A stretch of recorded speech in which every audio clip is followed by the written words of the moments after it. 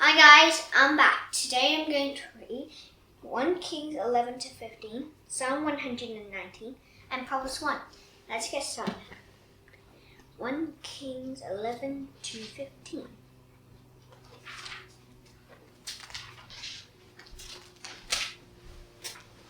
King Solomon loved many women besides Pharaoh's daughter. Many were from other lands. There were Moabites, Ammonites, Edomites, Sidonians, and Hittites. The Lord had warned Israel about women from other nations. He had said, "You must not marry them. If you do, you can be sure they will turn their hearts toward their gods." But Solomon continued to love them anyway. He wouldn't give them up. He had 700 wives who came from royal families, and he had 300 concubines. His wives led him astray. As Solomon grew older, his wives turned his heart toward other gods.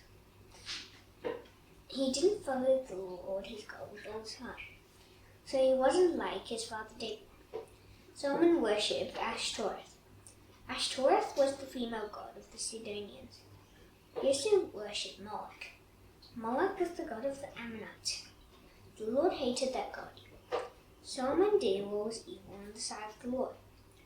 He didn't completely obey the Lord. He didn't do what his father David had done. There is a hill east of Jerusalem. Solomon built a high place for worshipping Chemosh there. He built a high place for worshipping Moloch there too. Chemosh was the god of Moab. Moloch was the god of Ammon. The Lord hated both of those gods. Solomon also built high places so that all his wives from other nations could worship their gods. Those women burned incense and offered sacrifices to their gods. The Lord became angry with Solomon. That's because his heart had turned away from the Lord, the God of Israel. He had appeared to Solomon twice. He had commanded Solomon not to worship other gods. But Solomon didn't obey the Lord. So the Lord said to Solomon, "You have chosen not to keep my covenant.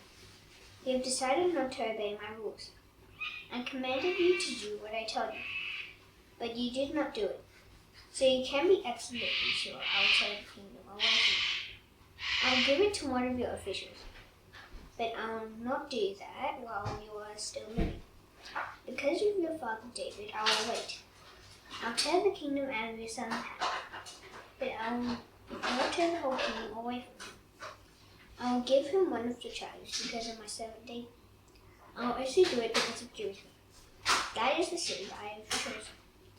Then the Lord brought an enemy against him. The enemy's name was Hadad. He was from Edom. In fact, he belonged to the royal family of Edom. David had fought against Edom. Joab had been the commander of the army. He had gone up to bury the dead bodies of the Israelites who had been killed in battle. At that time, he had struck down all the men in Edom. In fact, Joab and all the men of Israel stayed there for 6 months. During that time, they destroyed all the men in Edom. But when Hadad was only a boy, he ran away to Egypt. Some officials from Edom went with him. They had stumped Hadad's father. They started out from Midian and went to Paran. They took some people from Paran with them. Then they went to Egypt. They went to Pharaoh, the king of Egypt. He gave Hadad a house with some land. He also supplied him with food.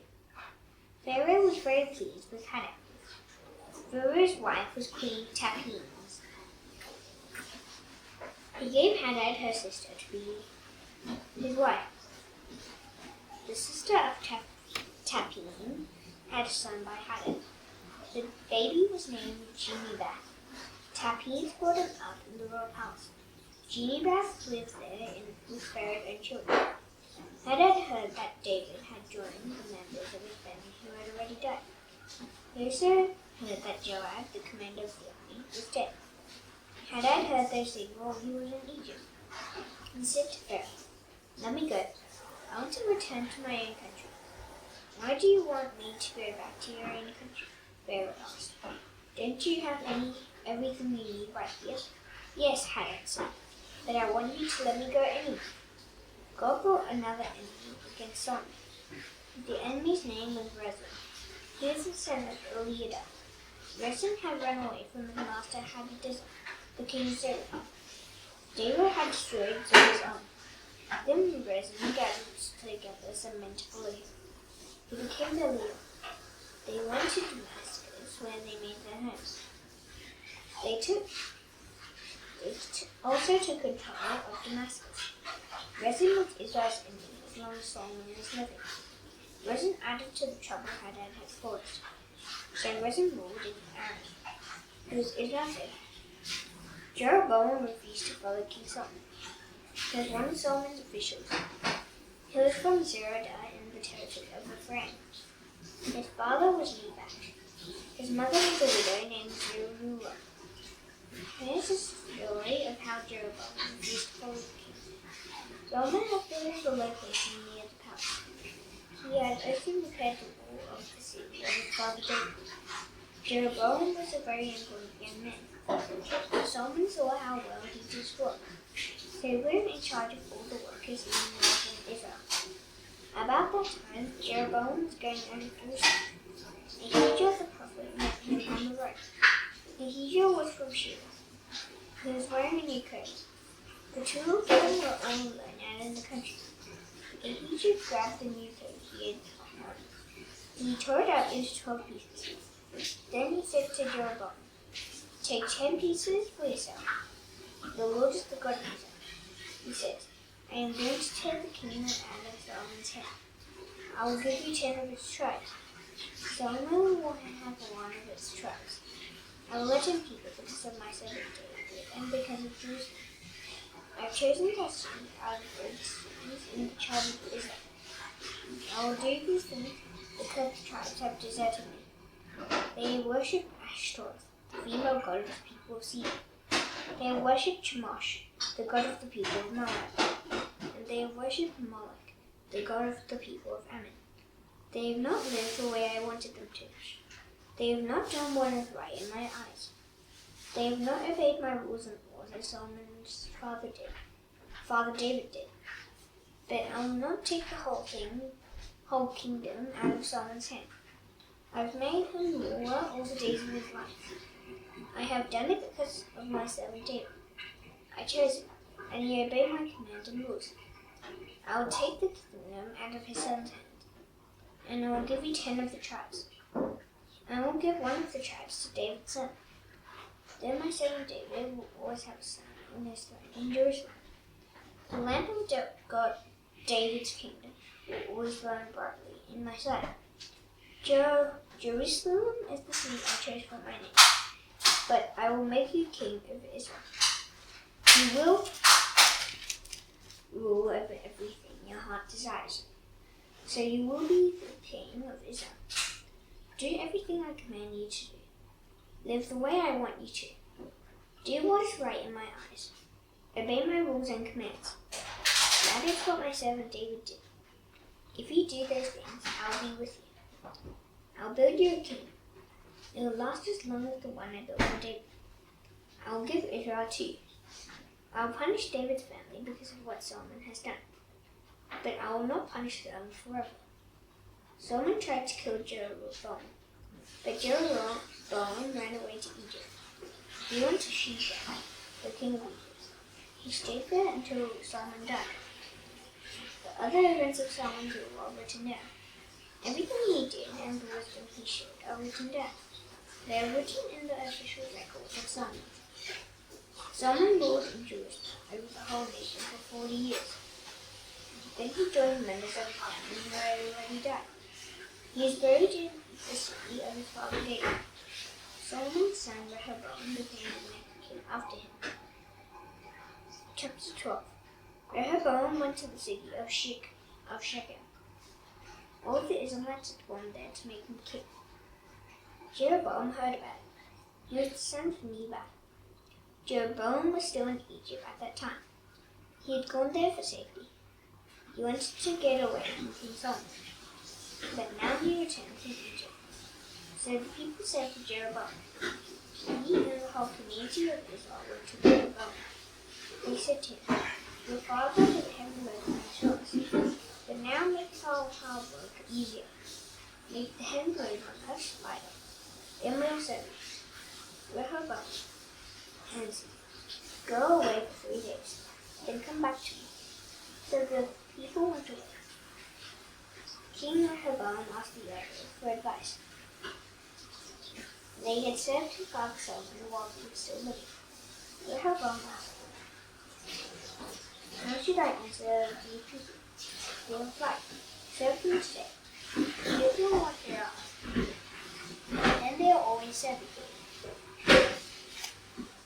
But Rehoboam never accepted the advice the elders gave him. Instead, he asked for advice from the young men. They had grown up with him and were now serving him. He asked them, "What's your advice? How should I answer these people?" They say to him, "Make your load your father put on his shoulders lightly." The young men who had grown up with him gave their answer. They replied, "These people have said to me, 'Your father put a heavy load on our shoulders. Make it lighter.' Now tell them, my little finger is stronger than my father's legs. My father will put a heavy load on your shoulders, but I'll make it even heavier. My father will beat you with whips, but I'll beat you with bigger whips." 3 days later, Jeroboam and all the people returned to Rehoboam. That's because the king had said, "Come back to me in 3 days." The king answered the people in a mean way. He didn't accept the advice the elders had given him. Instead, he followed the advice of the young men. He said, "My father put a heavy load on your shoulders, but I'll make it even heavier. My father beat you with whips, but I'll beat you with bigger whips." So the king didn't listen to the people. That's because the Lord had planned it in that way. What he had said through Ahijah came true. Ahijah had spoken the Lord's message to Jeroboam, the son of Nebat. Ahijah was from Shiloh. All the Israelites saw that he refused to listen to them. So they answered the king. They said, "We don't have any share in David's family. We don't have any share in Jesse's son. People of Israel, let's go back to our home. David's real family. Take care of your own king." So the Israelites went home.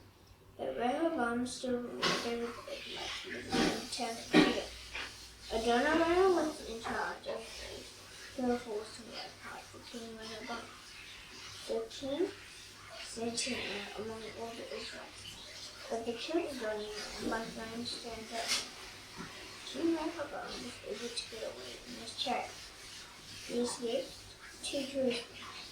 Israel has refused to follow the rules and of David to this day. Well, the Israelites heard that Jeroboam had returned.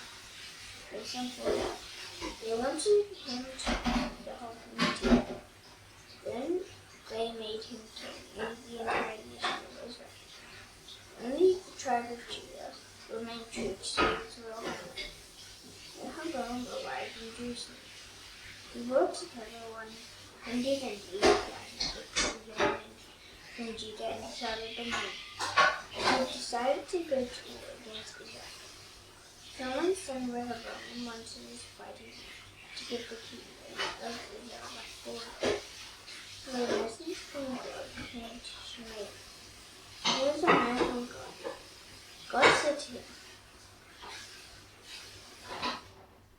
"Speak to Solomon's son Rehoboam, the king of Judah. Speak to all Judah and the tribe of Benjamin. Also speak to the rest of the people. Tell all the Lord says, do not go out to fight against the Israelites. They are your relatives. I want every one of you to go back home. Things have happened exactly the way I had planned them." So the fighting men obeyed the Lord's message. They went home again, just as he had ordered. Jeroboam built up the walls of Shechem. It was in the hill country of Ephraim. Jeroboam made Shechem his home. From there he went out and built up Penuel. Jeroboam thought, "My kingdom still isn't secure. It could very easily go back to the royal family of David. Suppose the Israelites go up to Jerusalem to offer sacrifices at the Lord's temple. If they do, they will didn't decide to follow Rehoboam as their master. Then they will kill him. They will return to King Rehoboam, as king of Judah. So King Jeroboam asked for advice. Then he made 2 golden statues that looked like coals. He said to the people, "It's too hard for you to go to Jerusalem. So, here are your gods who brought you up out of Egypt." He set up one statue in Bethel. He set up the other one in Dan. What Jeroboam did was simple, and it caused Israel to sin. The people came to worship the statue at Bethel. They went all the way to Dan to worship the statue that was there. Jeroboam built statues for worshiping gods on high places. He appointed all kinds of people as priests. They didn't even have to be Levites. He established a feast. It was on the 15th day of the 8th month.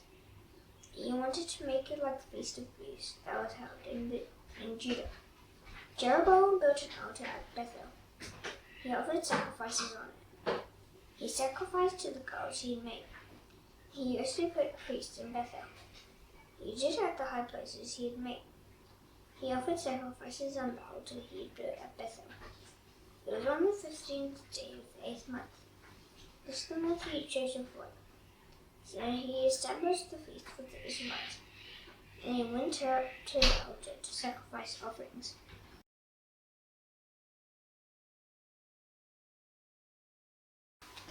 Chapter 13. A man from God went from Judah to Bethel. He had received a message from the Lord. He arrived in Bethel just as Jeroboam was standing by the altar to offer a sacrifice. The man cried out. He shouted a message from the Lord against the altar. He said, "Altar, altar, the Lord says, a son named Josiah will be born into the royal family of David. Altar, listen to me. Josiah will sacrifice the priests on the high places on you. They will be the children of the priests who are offering sacrifices here. So human bones will be burned on you." That same day, the man of God spoke about a miraculous sign. He said, "Here is the sign the Lord has announced. This altar will be broken to pieces. The ashes on it will be spilled out." The man of God announced that message against the altar at Bethel.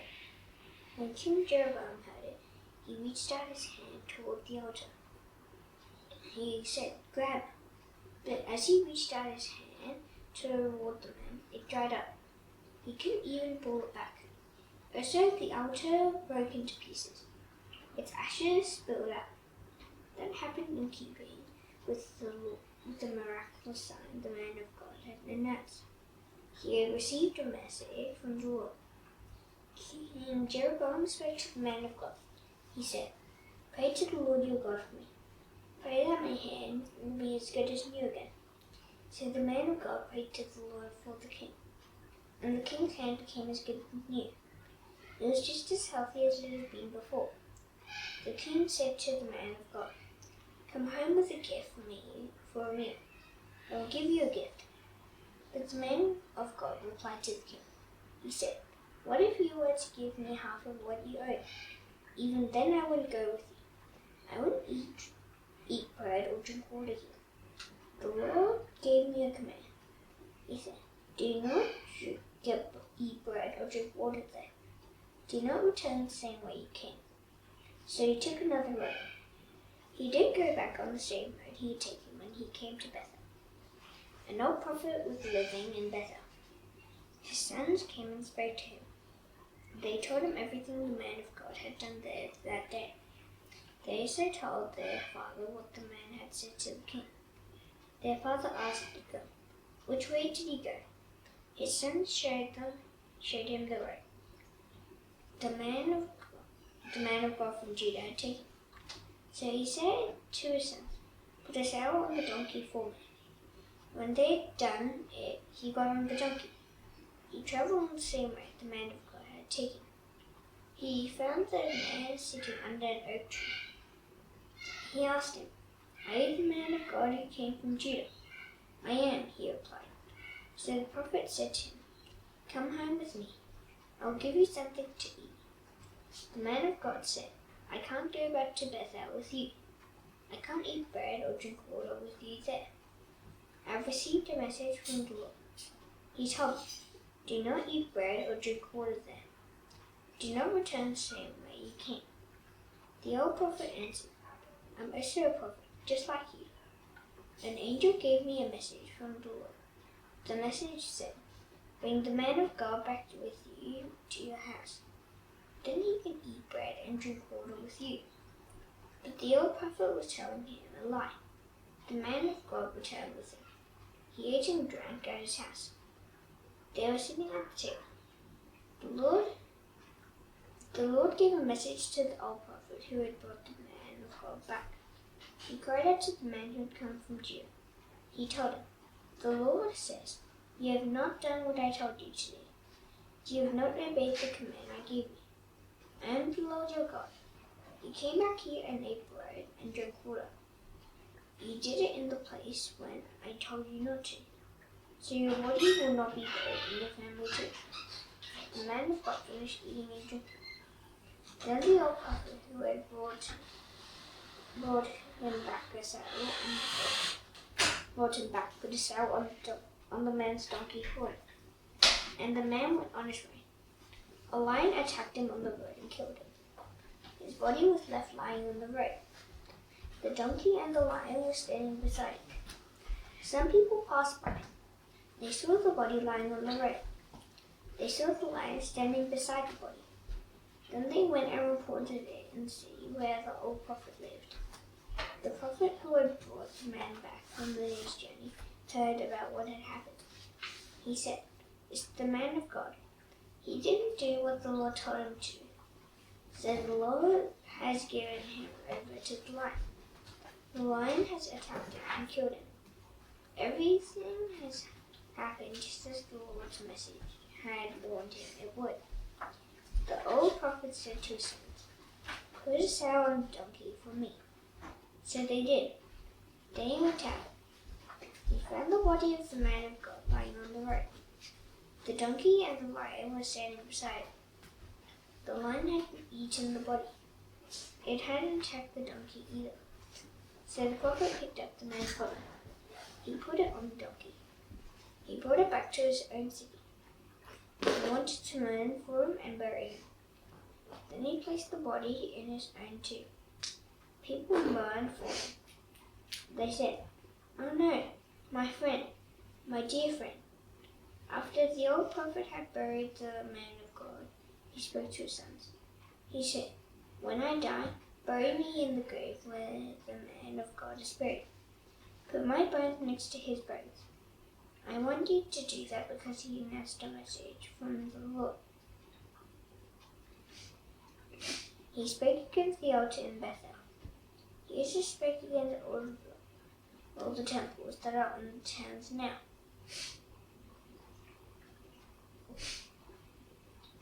That are on the high places. They are on the towns of Samaria. What the man of God said will certainly come true. Even after all of that happened, Jeroboam still didn't change his evil ways. Once more he appointed priests for the high places. He made priests out of all kinds of people. In fact, he let anyone become a priest who wanted to. He set them apart to serve at the high places. All of that was the great sin the royal family of Jeroboam committed. It led to their fall from power. Because of it, they were destroyed from the face of the earth. Chapter 14. At that time, Abijah became sick. He was the son of Jeroboam. Jeroboam said to his wife, go, put on some different clothes. Then no one will recognize you as my wife. Go to Shiloh. That's where Ahijah the prophet is. He told me that I would be king over the Israelites. Take 10 loaves of bread with you. Take some cakes and a jar of honey. Go to him. He'll tell you what will happen to your son. So Jeroboam's wife did what he said. She went to Ahijah's house in Shiloh. Ahijah can see. He was blind because he was so old. But the Lord had told Ahijah, Jeroboam's wife is coming. Her son is sick. She'll ask you about him. Give her the answer I give. When she arrives, she'll pretend to be someone else. Ahijah heard the sound of her footsteps at the door. He said, Come in. I know that you are Jeroboam's wife. Why are you pretending to be someone else? I have some bad news for you. Go, tell Jeroboam that the Lord has a message for him. The Lord is the God of Israel. He says, I chose you from among the people. I appointed you king over my people Israel. I tore the kingdom away from the royal house of David. I gave it to you, but you have not been like my servant David. He obeyed my commands. You followed me with all his heart. You did only what was right in my eyes. You have done more evil things than all those who lived before you. You have made other gods for yourself. You have made statues of gods out of metal. You have made me very angry. You have turned your back on me. Because of that, I am going to bring horrible trouble on your royal house. I will cut off from you every male in Israel. It does not matter whether they are slaves or free. I'll burn up your royal house, just as someone burns up trash. I'll burn it until it is all gone. Some of the people who belong to you will die in the sea. Dogs will eat them up. Others will die in the country. The birds will eat them. The Lord has spoken. Now go back home. When you enter your city, your son will die. All the Israelites will mourn for him. Then you will be buried. He is the only one who belongs to Jeroboam who will be buried. That's because he is the only one in Jeroboam's royal house in whom I have found anything good. I am the Lord, the God of Israel. I will choose for myself a king over Israel. I will destroy the family of Jeroboam. This day your son will die. Even now this is the beginning to happen. I, the Lord, will strike down Israel. Israel will be like tall grass swaying in the water. I will pull Israel up from its good land by the roots. I gave it to their people who lived long ago. I'll scatter Israel to the east side of the Euphrates River. That is because they made the Lord very angry. They made poles used to worship the female god named Asherah. I will give Israel up because of the sins Jeroboam has committed. He has also caused Israel to commit those same sins. Then Jeroboam's wife got up and left. She went to the city of Tirzah. As soon as she stepped through the doorway of her house, her son died. He was buried, and all the Israelites mourned for it. That's what the Lord had said would happen. He had said it to his servant Ahijah the prophet. Jeroboam's walls are written down. His walls and how he ruled are written down. They are written in the official records of the kings of Israel. Jeroboam ruled for 22 years. Then he joined the members of his family who had already died. Jeroboam's son Nadab became the next king after him. Rehoboam was king in Judah. He was 41 years old when he became king. He ruled for 17 years in Jerusalem. It was the city the Lord had chosen out of all the cities in the tribes of Israel.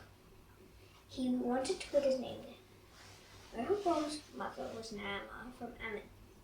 The people of Judah did what was evil in the sight of the Lord. The sins they had committed made the Lord angry. The Lord was angry because they refused to worship only him. They did more to make him angry than their people who lived before them had done. Judah also set up for themselves high places for worship. They set up sacred stones. They set up poles used to worship the female god named Asherah. They did it on every high hill and under every green tree. There were even male prostitutes at the temples in the land. The people took part in all the practices of other nations. The Lord hated those practices. He had driven those nations out to make room for the Israelites.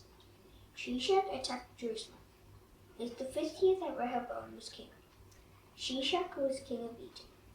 He carried away the treasures of the Lord's temple. He also carried away the treasures of the royal palace. He took everything. That included all the gold shields Solomon had made. So King Rehoboam made bronze shields to take their place. He gave them to the commanders of the guard on duty at the entrance to the royal palace. Every time the king went to the Lord's temple, the guards carried the shields. Later he took them back to the room where they were kept. The other events of Rehoboam's rule are written down. Everything he did is written in the official records of the kings of Judah. Rehoboam and Jeroboam were always at war with each other. Rehoboam joined the members of his family who had already died. He was buried in his family tomb in the city of David. His mother was Nadab from Ammon. Rehoboam's son Abijah became the next king after him. Chapter 15. Abijah became king of Judah. It was in the 18th year of Jeroboam's rule over Israel. Jeroboam was the son of Nebat. Abijah ruled in Jerusalem for 3 years. His mother's name was Maacah. She was Absalom's daughter. Abijah committed all the sins his father had committed before him. Abijah didn't obey the Lord his God with all his heart. He didn't do what King David had done. But the Lord still kept the lamp of Abijah's kingdom burning brightly in Jerusalem. He did by giving him a son to be the next king after him. He also did by making Jerusalem strong. The Lord did those things because of David. David had done what was right in the sight of the Lord. He kept all of the Lord's commands. He had obeyed them all the days of his life. But he hadn't obeyed the Lord in the case of Uriah the Hittite. There was war between Abijah and Jeroboam all through Abijah's life. The other events of Abijah's rule are written down. Everything he did is written down. All these things are written in the official records of the kings of Judah. There was war between Abijah and Jeroboam. Abijah joined the members of his family who had already died. He was buried in the city of David. Abijah's son Asa became the next king after him. Asa became king of Judah. It was in the 20th year that Jeroboam was king of Israel. Asa ruled in Jerusalem for 41 years. His grandmother's name was Maacah. She was Abishalom's daughter. Asa did what was right in the sight of the Lord. That's what King David had done. Asa threw out of the land the male prostitutes who were at the temple walls. He got rid of all the statues of gods made by his people of long ago. He even removed his grandmother Maacah from her position as queen mother. That's because she had made a pole used to worship the female god named Asherah. The Lord hated it, so Asa cut it down. He burned it in the Kidron Valley. Asa didn't remove the high places from Israel, but he committed his whole life completely to the Lord.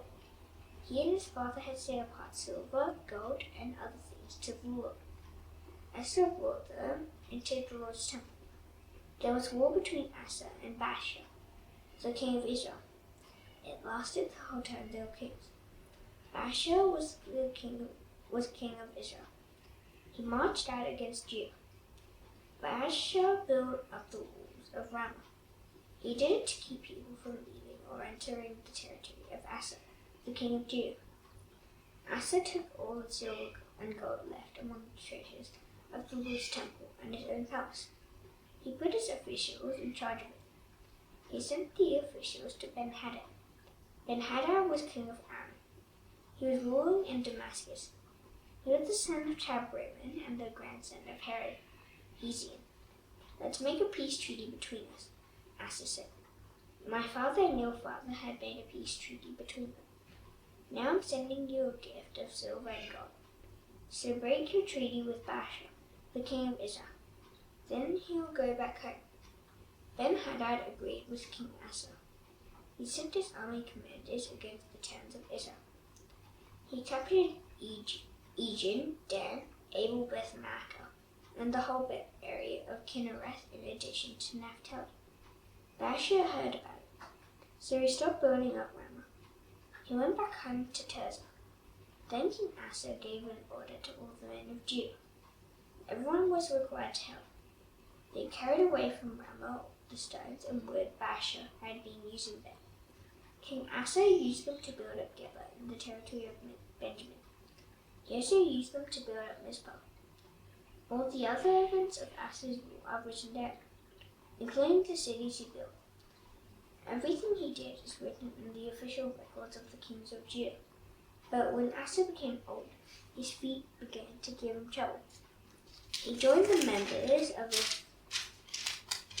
of his family who had already died. He was buried in his family tomb. It was in the city of King David. Asa's son Jehoshaphat became the next king after him. Nadab became king of Israel. It was in the second year that Asa was king of Judah. Nadab ruled over Israel for 2 years. He was the son of Jeroboam. Nadab did what was evil in the sight of the Lord. He lived the way his father had lived. He committed the same sin his father Jeroboam had caused Israel to commit. Baasha was from the tribe of Issachar. He was the son of Ahijah. Baasha made plans against Nadab and struck him down at Gibbethon. It was the Philistine town. Baasha struck him down while Nadab and all the men of Israel were getting ready to attack Gibbethon. He killed Nadab in the 3rd year that Asa was king of Judah. Baasha became the next king after Nadab. As soon as Baasha became king, he killed Jeroboam's whole family. He didn't leave any of them alive. He destroyed every one of them. He did what the Lord had said would happen. The Lord had spoken that message through his servant Ahijah from Shiloh. The Lord judged Jeroboam's family because of the sins Jeroboam had committed. He had also caused Israel to commit those same sins. He had made the Lord very angry. The Lord is the God of Israel. The other events of Nadab's rule are written down. Everything he did is written in the official records of the kings of Israel. There was war between Asa and Baasha, the king of Israel. It lasted the whole time they were kings.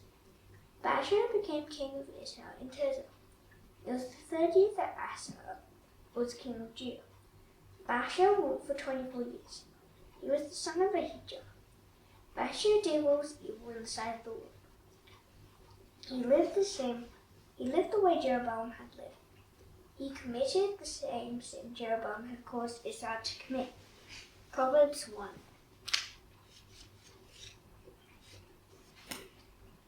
These are the Proverbs of Solomon. He was the son of David and the king of Israel. Proverbs teach you wisdom and instruct you. They help you understand wise things. They provide you with instruction and help you live wisely. They lead to what is right and honest and fair. They give understanding to childish people. They give knowledge and good sense to those who are young. Let wise people listen and add to what they have learned. Let those who understand what is right get guidance. What I'm teaching also helps you understand proverbs and stories. It helps you understand the sayings and riddles of those who are wise. If you really want to gain knowledge, you must begin by having respect for the Lord. But foolish people hate wisdom and instruction. My son, listen to your father's advice. Don't turn away from your mother's teaching. What they teach you will be like a beautiful crown on your head. It will be like a chain to decorate your neck. My son, if simple men tempt you, don't give in to them. They might say, come along with us. Let's hide and wait to kill someone who hasn't done anything wrong. Let's catch some harmless person in our trap. Let's swallow them alive as the graveyard. Let's swallow them whole like those who go down into the pit. We'll get all kinds of valuable things. We'll fill our houses with what we steal. Cast lots with us for what they earn. We'll share everything else we take from them. My son, don't go along with them. Don't even set your feet on their path. They are always in a hurry to sin. They are quick to spill someone's blood. How useless it is to spread a net where every bird can see it. Those who hide and wait will spill their own blood. They'll be caught in their own trap. That's what happens to everyone who goes after money in the wrong way. That kind of money takes away the life of those who get it. Out in the open, wisdom calls out, who raises her voice in a public place. On top of the city wall, she cries out.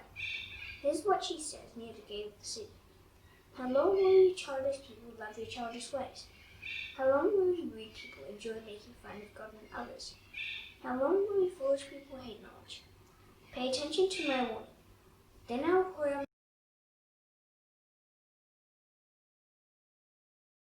my thoughts to you. I will make known to you my teachings. But you refuse to listen when I call out to you. No one pays attention when I reach out my hand. You turn away from all my advice, and you do not accept my warning. So I will laugh at you when you are in danger. I will make fun of you when hard times come. I will laugh when hard times hit you like a storm. I will laugh when danger comes your way like a windstorm. I will make fun of you when suffering and trouble come. Then you will call to me, but I won't answer. You will look for me, but you won't find me. You hated knowledge. You didn't choose to have respect for the Lord. You wouldn't accept my advice. You turn your backs on my warnings. So you will eat the fruit of the way you have lived. You will choke on the fruit of what you have planned. The wrong path that childish people take will kill them. Foolish people will be destroyed by being satisfied with the way they live. But those who listen to me will live in safety. They will be at ease and have no fear of being harmed. Psalm 119.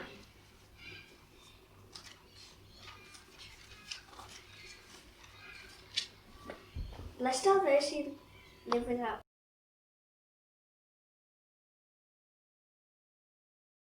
Psalm 119. Blessed are those who live without blame. They live in keeping with the law of the Lord. Blessed are those who obey his covenant laws. They trust in him with all their hearts.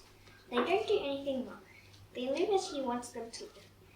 You have given me rules that I must obey completely. In hope I will always stand firm in following you your orders. Then I won't be put to shame when I think about all your commands. I will praise you with an honest heart as I learn about how fair your decisions are. I will obey your orders. Please don't leave me all alone. How can a young person keep their life pure? By living according to your word. I trust in you with all my heart. Don't let me wander away from your command. I've hidden your word in my heart, so that I won't sin against you.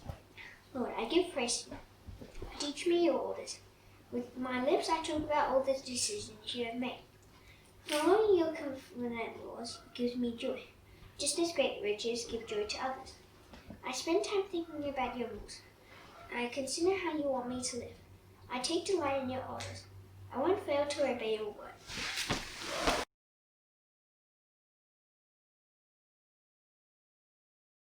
Be good to me while I am alive.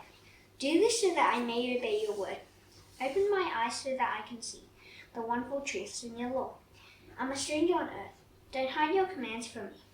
My heart is filled with longing for your laws at all times. You correct proud people. They are under your curse. They wander away from your commands. I obey your covenant laws. So don't let evil people laugh at me or hate me. Even if fools sit together and tell lies about me, I will spend time thinking about your orders. Your covenant laws are my delight. They give me wise advice. I lie in the dust. I'm about to die. Keep me alive as you have promised. I told you how I've lived, and you gave me your answer. Teach me your orders. Help me understand how your rules direct me to live. Then I may think deeply about the wonderful things you have done. My sadness has worn me out. Give me strength as you have promised. Keep me from cheating and telling lies. Be kind to me and teach me your law. I have chosen to be faithful to you. I put my trust in your laws. Lord, I'm careful to obey your covenant laws. Don't let me be put to shame. I am quick to follow your commands, because you have added to my understanding. Lord, teach me how your orders direct me to live. And then I will live in that way to the very end. Help me understand your law so that I may follow it. I will obey with all my heart. Teach me to live as you command, because that makes me very happy. Make me want to follow your covenant laws instead of wanting to gain things only for myself. Turn my eyes away from things that are worthless. Keep me alive as you've promised. Keep your promise to me. Then other people will have respect for you. Please don't let me be put to shame. Your laws are good. I really want to follow your rules. Keep me alive, because you do what is right. Lord, show me your faithful love. Save me as you have promised. Then I can answer anyone who makes fun of me, because I trust in your word. And help me always to tell the truth about how faithful you are. I have put my hope in your laws. I'll always obey your law forever and ever. I'll lead a full and happy life, because I've tried to obey your rules. I'll talk about your covenant laws to kings. I'll not be put to shame. I take delight in obeying your commands, because I love them. I reach out for the commands that I love. I do this so that I may think deeply about your orders. Remember what you have said to me. You have given me hope. Even when I suffer, I am comforted because you promised to keep me alive. Proud people make fun of me without listening, but I don't turn away from your law. Lord, I remember the laws you gave long ago. I find comfort in them. I am very angry because evil people have turned away from your law. No matter where I live, I sing about your orders. Lord, during the night I remember who you are. That's why I keep your law. I have really done the best to obey your rules. Lord, you are everything I need. I promise to obey your words. I look to you with all my heart. Be kind to me as you have promised.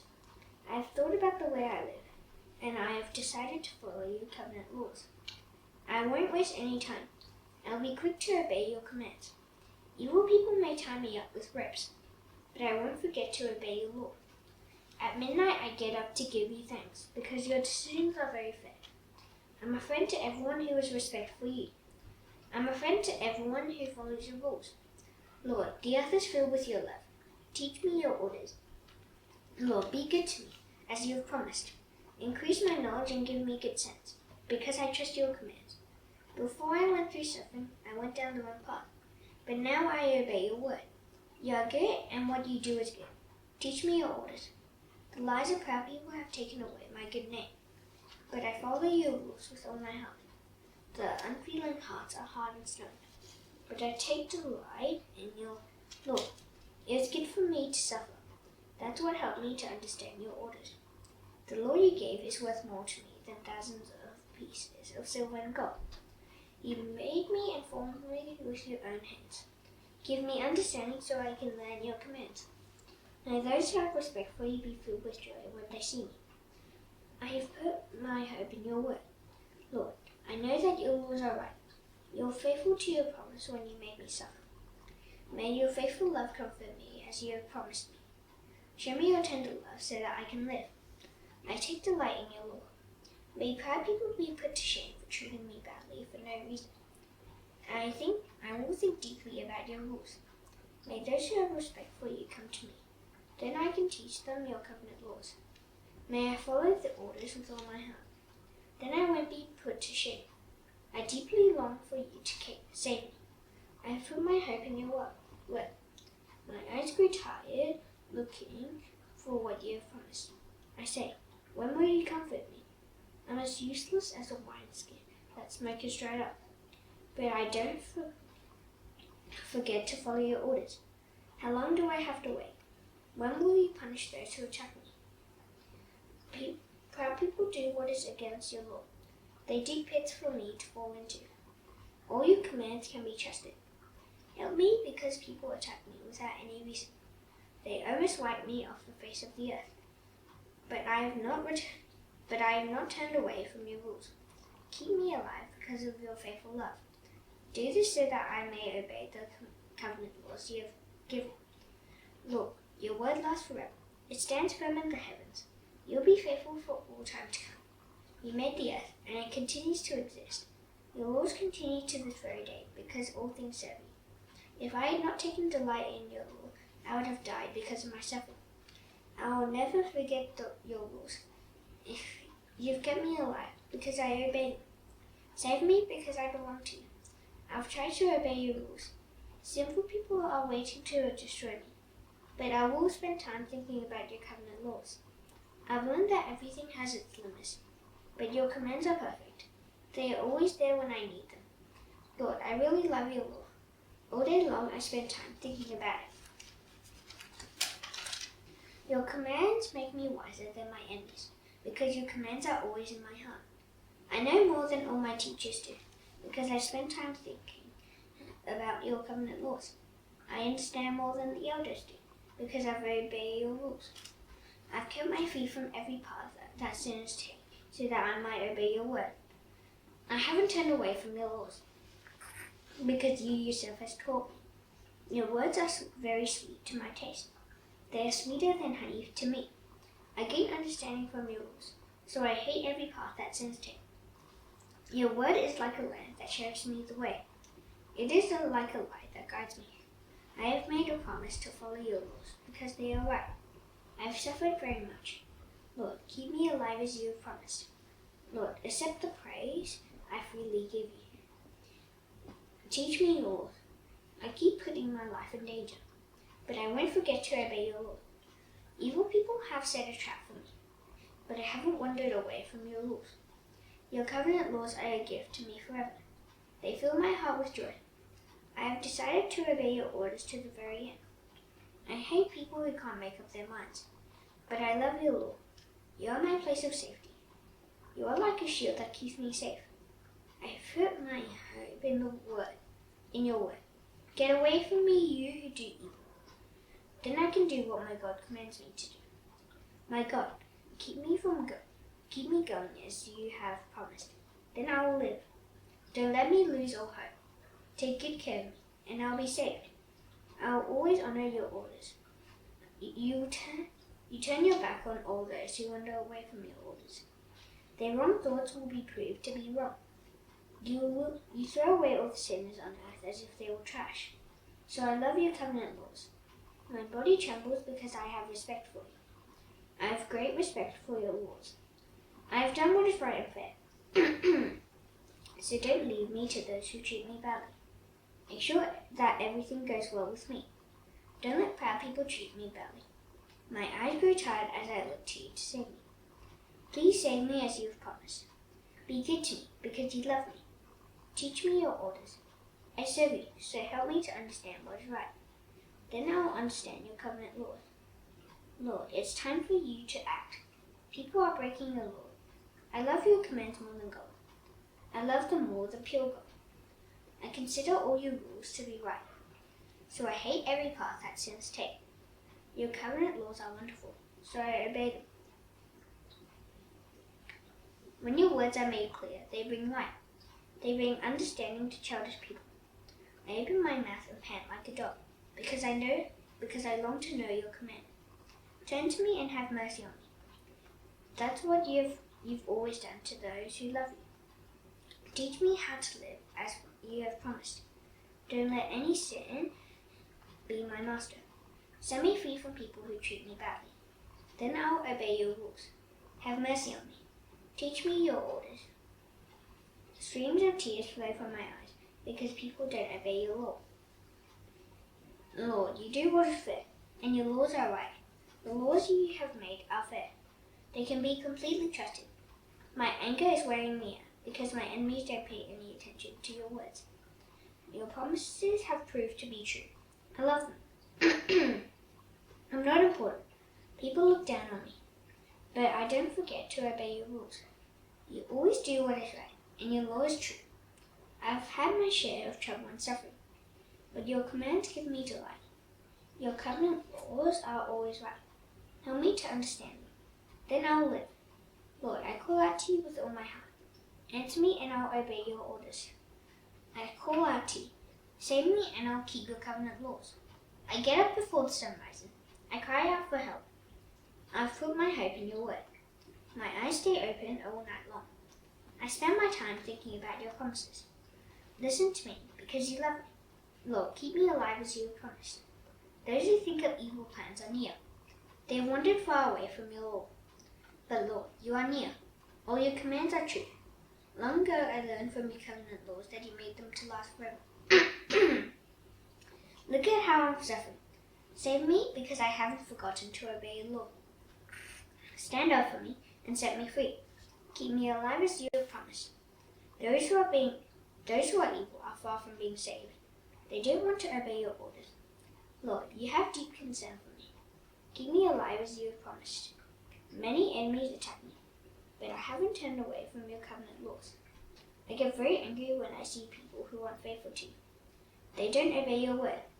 See how I love your rules. Lord, keep me alive because you love me. All your words are true. All your laws are right. They last forever. Rulers attack me for no reason. But I tremble because of your word.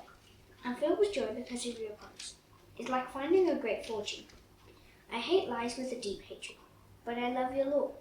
7 times a day I praise you for your laws because they are right. Those who love your law enjoy great peace. Nothing can make them trip and fall. Lord, I wait for you to save me. I follow your commands. I obey your covenant laws because I love them greatly. I obey your rules and your covenant laws because you know all about how I live. Lord, may you hear me cry. Give me understanding, just as you said you would. May you hear my prayer. Save me, just as you promised. May my lips pour out praise to you because you teach me your orders. May my tongue sing about your word because all your commands are right. May a hand be ready to help me because I have chosen to obey your rules. Lord, I long for you to save me. Your law gives me delight. Let me live so that I can praise you. May your laws keep me going. Like a lost sheep, I've gone down the wrong path. Come and look for me, because I haven't forgotten to obey your commands. Now that's done, I shall now do the Lord's Prayer. Our Father in heaven, hallowed be your name. Your kingdom come, your will be done on earth as it is in heaven. Give us today our daily bread.